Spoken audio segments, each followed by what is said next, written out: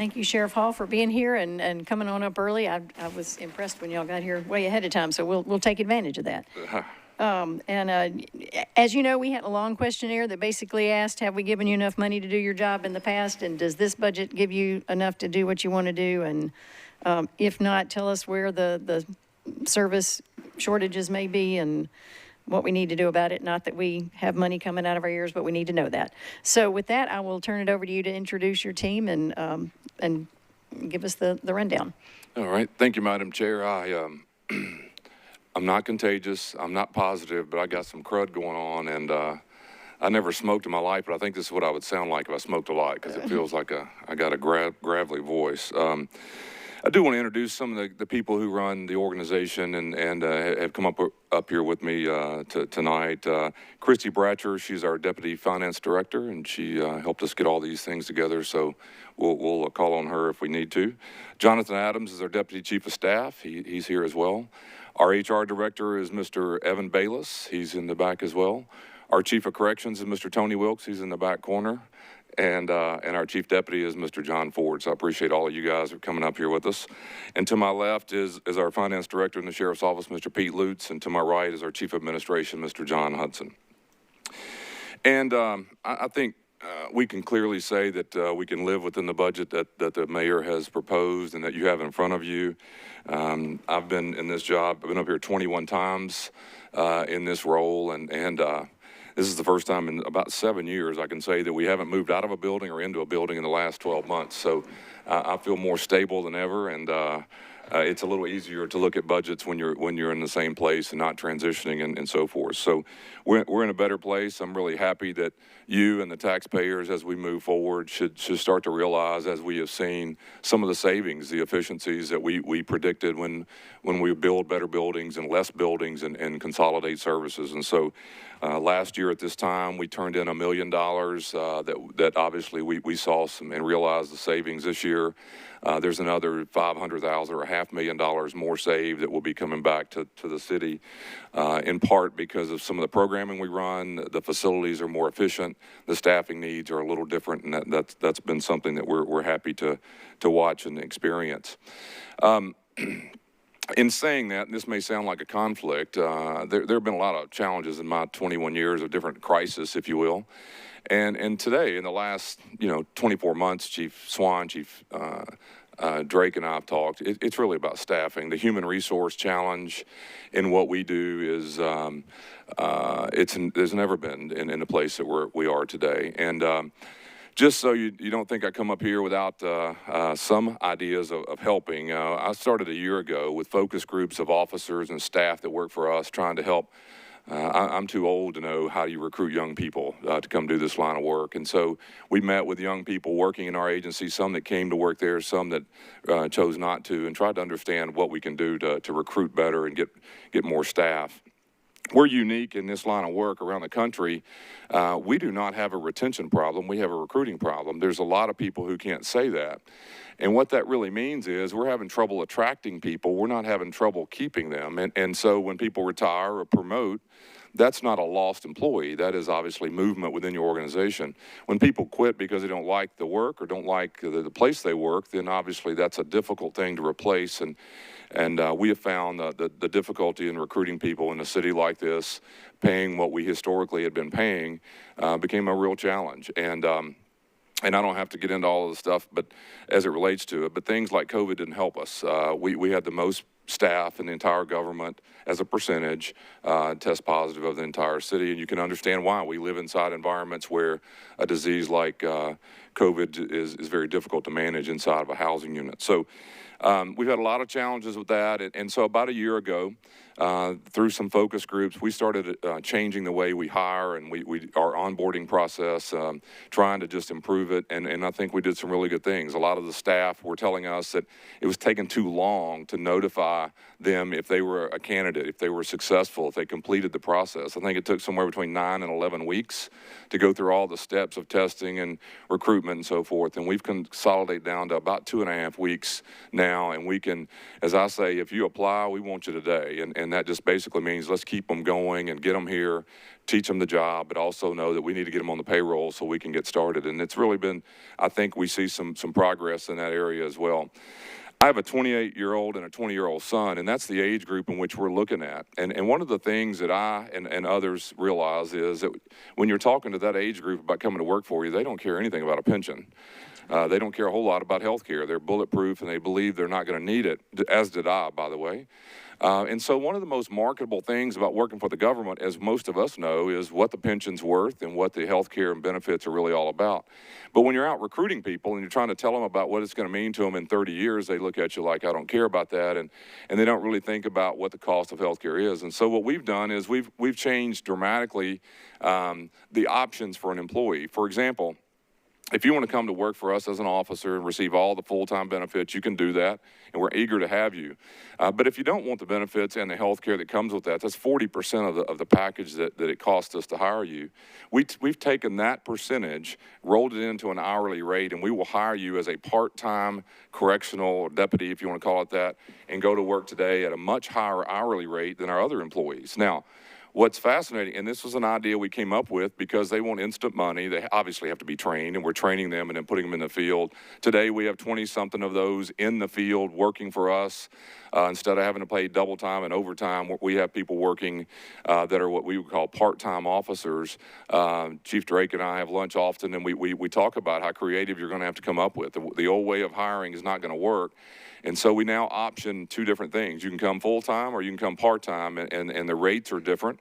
The cost, the cost to you is no different because I don't have to give them the benefits and the health care that you're paying for as a government. I just roll that amount into the hourly rate. It's about $10 more an hour.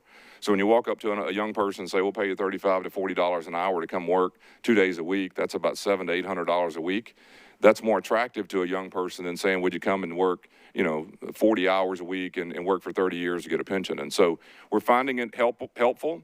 We're at 130 vacancies today.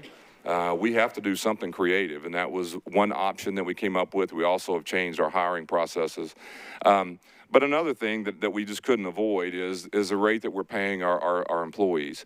Just to give you an idea, us in the police department, our staff start out about $5 an hour less than a police officer would start. We do not need nor deserve what a police officer makes. Our roles are different.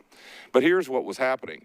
So a year later, if you started today in the sheriff's office compared to police departments, $5 an hour difference. 1 year later, it's $16,000 a year difference. And so the gap widens very far for what we call the corrections and security and the warrant officers that work for us, who are all public safety employees, by the way, and the pension and everything else. But their money really never catches up with police and fire. I don't mean to the same dollar. I'm talking about the percentage gap. So we studied it a long time. I came to meet with the mayor, went and met with the HR division. I went and met with Civil Service Commission members, sent letters out and said, here's our situation. We'd like to get on the same system that they use to promote. When you come out of training, you would go to another step. When you come out of off probation, you come up with another step. And so what is in the pay plan that's in front of you that the mayor, I really appreciate him and has proposed, would not keep us dollar for dollar with police and fire, but what it does do is it keeps the gap the same over the years that you would work here. We were losing a lot of people that wanted to go to the police department or so forth just because you're making 10 or 12 or in some cases $16,000 more a year. So this pay plan fixes that. It helps us tremendously in what I was saying earlier as getting people here and paying them what the job we believe deserves. The Department of Corrections, another one of our peer groups, raised their pay significantly, 39% increase in December of this year. We used to could cherry pick anybody we wanted from that agency, and today, because they significantly raised their pay, we're back on the lower end of that. And so this would correct that as well and put us back in what I think a very competitive market. It's the reality of what we're talking about is these are tough jobs. It's a tough line of work. You're working inside a jail, serving warrants, or working security all over the government. And so we need to be competitive, at least in the world that we live in, and clearly not competing with police and fire. But I wanted you to understand the structure and how we saw that happening. So my hope is that not only with some creative hiring processes, but also with this pay circumstance, that it will get us back to where we were. 5 years ago at this time, we would have about $1 million a year in overtime. We have $3 million today. That's unacceptable. You're paying time and a half rates for what it should be a straight hourly rate. We don't have the people in the positions, so we're having to pay people staying over. We work 12-hour shifts. It's very hard to hold overtime over because that person's worked 12 already. You can only work 6 more hours legally, and so we're holding people over. It is a difficult and somewhat dangerous situation if we don't get that fixed. And so I think I wrote you guys a letter as well several months back. I appreciate the mayor's office and listening to me. Also the Human Resources Division for helping us look into the data. I've been here 21 years. We've never asked for that. It's an improvement that we think is time due, and we think we really need to do that. With that, that's our big crisis. I can talk all day about mental health. We've been working really hard for the last several years. A lot of early numbers coming out of the program, about a 7% rearrest rate for someone who goes into the BCC. That's about 90% rearrest rate if you're in the jail and suffering from mental illness. And so we see a lot of progress there. I'm halfway joking here, but we're almost a full-time tourist option. Today was Evansville, Indiana. Yesterday was Austin, Texas, Portland, Oregon last week. I mean, it is a constant revolving door of trying to find a better way to deal with what the individual coming in contact with criminal justice and how do we treat that with the world of mental illness. And so we have a lot of work going on, a lot of really good things happening, I think, as it relates to that down in the heart of what we do all day. Madam Chair, I probably rambled on, but I'll be happy to answer any questions. That was great information. I do see some questions. So I'll start with Councilmember Radford and then Druffel. Thank you, Chair. Thank you, Sheriff, for all that information. I just had a couple things I wanted to clarify. First, you mentioned that there's 130 vacancies currently. Okay. With the pay plan, I've received some questions about that, and I'm trying to understand this new system that you were negotiating or trying to work. Your hope is that's going to address the issue, but are employees going to see any raises this year as a result of those changes? Yes, so obviously there's the COLA in there that you guys are obviously considering. But what this really does is if we attract you today and say, hey, would you come to the sheriff's office to be an officer? You go for 8 weeks of training, and that rate will go up 4% or whatever you guys decide. Where we were losing dollars and cents is in the police and fire department, when you complete training, you significantly increase. And we didn't do that for a year. And so what was happening is the starting pay is going to go up by whatever you decide the COLA should be. Where we really see benefits in this pay plan is upon completion of training and then coming off probation, which is 8 months total, you're significantly increasing that person's what we call obviously their salary. And so that's what we're going to recruit off of. Look, in 8 months, your salary will be $52,000 a year. Today it's 38. So that's a big number, but you got to get through those steps to get it. So it won't be day one sitting in training, just like the police and fire do it. What was a little misleading, and police and fire have always been my friends, I like to pick on them, but you know, the rate starting while you're in training is really not what a police officer makes. That's a trainee, right? Well, we were kind of we were messing hours up. We were calling it a correctional officer while they were in training, and that wasn't an accurate read. Now what we're doing is upon completing those steps, a police officer, a fire apparatus staff, and hours, 8 months into it should be the same title, and the rate should be close to the same. Thank you for that clarification. Just, one last thing, as I look around, I'm probably the youngest person in this room right now. And so I'm just really excited and looking forward to when you and Chief Ford start putting out videos on TikTok. You'll have to show them how. Let's see. That was officially choking up. I don't know what. Councilmember Druffel. Yeah, thanks, Chair. Just a quick question under at a glance. Your non-program revenue was $335,000 in 2021, 21, and 22, but it goes to $40,000 next year. Just could you give us an indication why that's not reoccurring? Can you help me just a little bit on page? Yeah, it's E30-1. Okay, sorry about that. It's Sheriff at a glance. It's toward the bottom, non-program revenue, 335, and then 40. I tell you what, Christy, are you comfortable answering? She's right behind you. And do you see where we are? You can come to that back mic. If you, sorry, but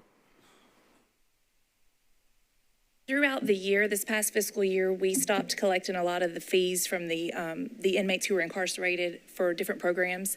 So we took it out of the budget. Obviously, we're not going to be collecting it, so we didn't want to budget for it to be coming in.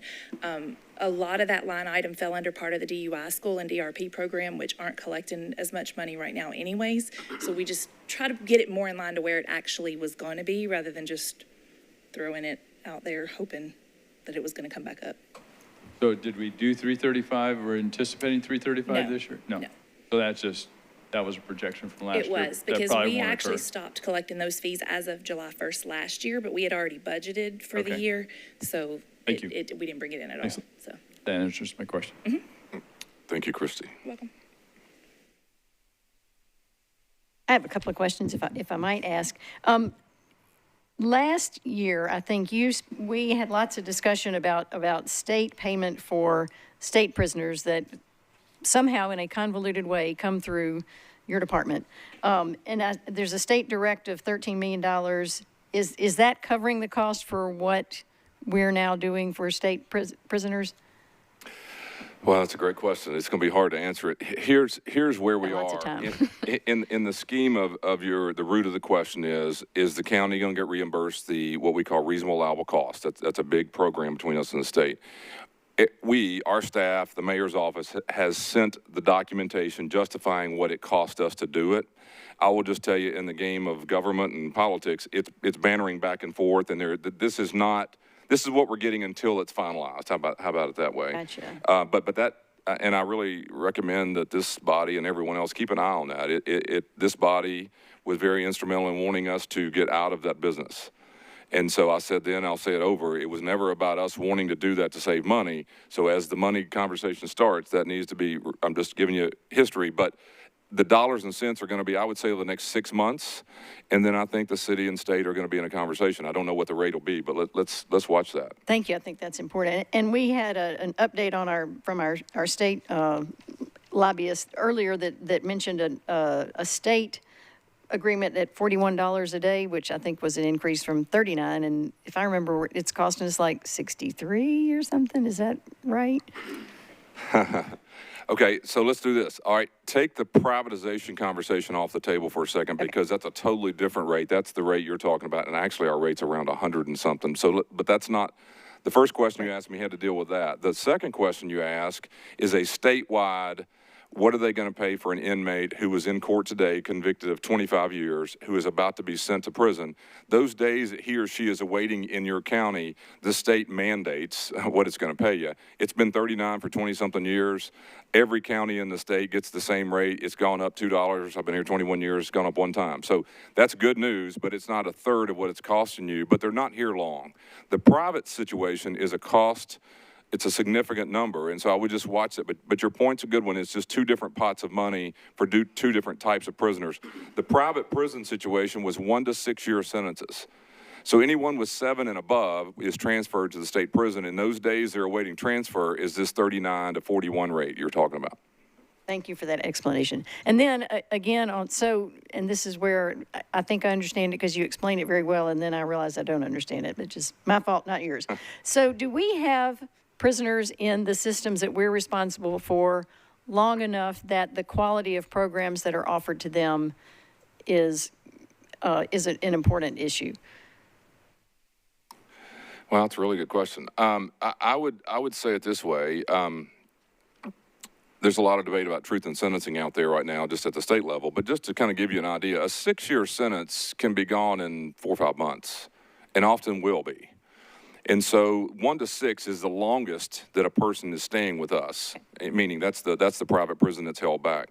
So what's happening is that length of time, 6 or 7 months, let's say, is a reasonable time to do quality programming. And I think, and I've been around this a long time, I think we provide, if not better than, I know equal to what they would be getting at the TDOC if they were ever transferred, or at the private facility as well.